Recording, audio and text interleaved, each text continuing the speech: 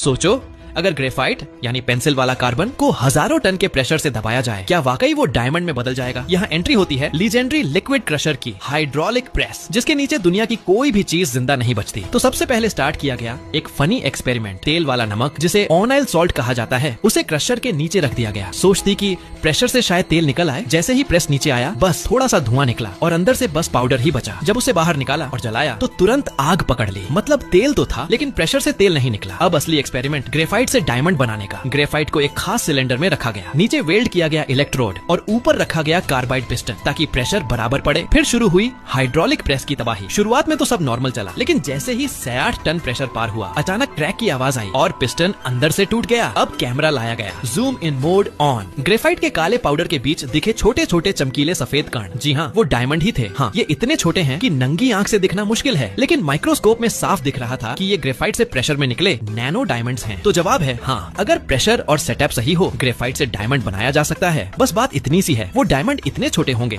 कि उंगली में पहनने के लिए नहीं, बल्कि साइंस प्रोजेक्ट में काम आएंगे।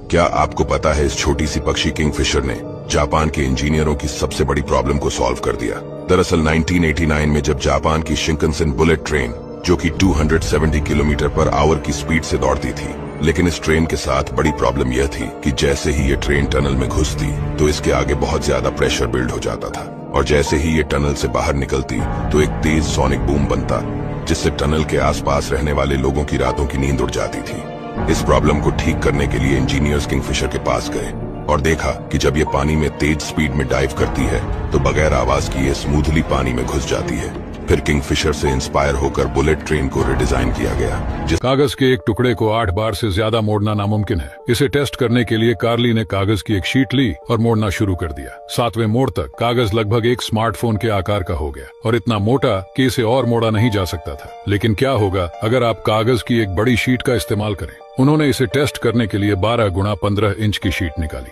लेकिन तीसरे ही मोड़ तक उन्होंने देखा कि कागज तेजी से सिकुड़ रहा था, और 8वें मोड़ के लिए तो उन्हें इसे नीचे गिराने के लिए औजारों का इस्तेमाल करना पड़ा।